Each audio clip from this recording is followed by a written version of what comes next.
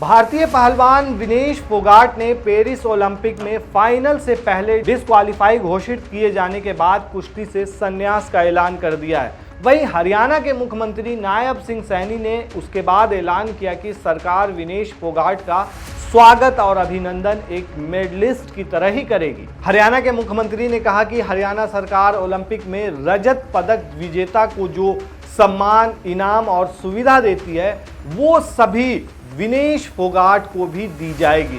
CM Saini ने social media platform x के जरिए कहा कि हरियाणा की हमारी बहादुर बेटी विनेश फोगाट ने जबरदस्त प्रदर्शन करके ओलंपिक में फाइनल में प्रवेश किया था। किन्हीं भी कारणों से वो भले ही ओलंपिक का फाइनल नहीं खेल पाई हो, लेकिन हम सब के लिए वो एक चैंपियन है। आपको बता दें कि विनेश फोगाट ने कुश्ती से संन्यास का ऐलान करते हुए कहा कि माँ, कुश्ती मेरे से जीत गई, मैं हार गई, माफ करना, आपका सपना, मेरी हिम्मत सब टूट चुके, इससे ज्यादा ताकत नहीं रही अब, अलविदा कुश्ती 2001-2024।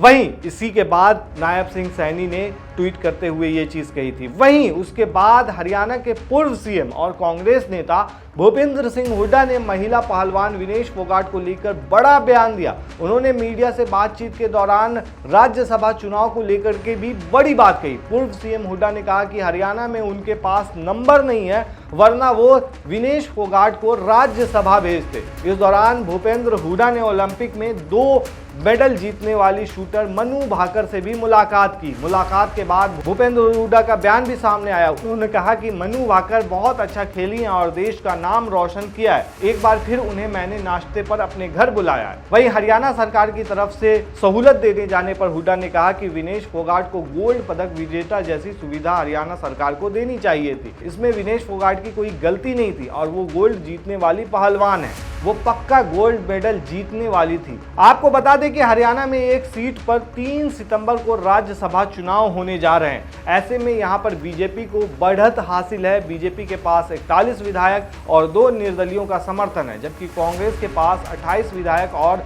जेजेपी के पास 10 विधायक और 3 सीटें खाली हैं। अब बात करते हैं कि इन सब चीजों को, जिस तरीके से नायब सिंह सैनी का बयान आया और उसके बाद फिर पूर्व सीएम हुड्डा का बयान आया, इसको राजनीतिक तौर पर देखा जा रहा है। ऐसा माना जा रहा है कि ये एक तरह से विनेश फोगाट के ऊपर राजनीति की जा रही है और राजनीति की रोटी सेकने की कोशिश दोनों तरफ से की जा रही है। क्योंकि सबसे बड़ी जो बात है वो ये है कि हरियाणा में अभी विधानसभा चुनाव होने हैं और विधानसभा का जो चुनाव है वो ऐसा खेला है, एक तरह से आप कह सकते हैं कि ये 2020 मैच है।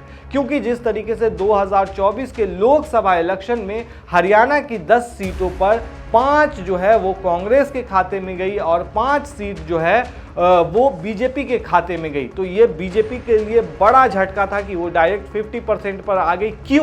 क्योंकि 2019 के लोकसभा चुनाव में 10 की 10 हरियाणा की जो लोकसभा सीटें हैं वो बीजेपी के खाते में थी, तो डायरेक्ट बीजेपी जो है हाफ हो गई एक तरह से लोकसभा चुनाव में। अब वहीं उसके बाद जो है अब विधानसभा चुनाव है, जिसकी वजह से कांग्रेस के अंदर काफ़ी ज़्यादा उत्साह है और ये माना जा रहा है कि वो विधानसभा चुनाव जीत सकती है इस बार। वहीं बीजेपी जो है हैट्रिक लगाना चाह रही है इस बार, ताकि हरियाणा में फिर से उसकी सरकार बन सके। लेकिन सवाल वही है कि जिस तरीके से देखा गया कि 5 सीटें जो है बीजेपी की चली गई, तो इससे बीजेपी की शाख को खतरा है और बीजेपी वहाँ पे कमज़ोर हुई है हरियाणा में। और देखा जा रहा है कि अभी जो हाल में ही राजनीतिक माहौल में जिस तरीके से विनेश फोगाट के ऊपर राजनीति हो रही है, एक तरह से आप देखा जाए तो पिछला जो राजनीतिक उथापथल रहा है इसको लेकर के, खास करके विनेश फोगाट को लेकर के, जो देखा गया कि वो प्रदर्शन करने के लिए जंतर मंतर पर पहुंची थी पिछले साल। बृजभूषण शरण सिंह के खिलाफ उन्होंने काफ़ी ज़्यादा आरोप लगाए थे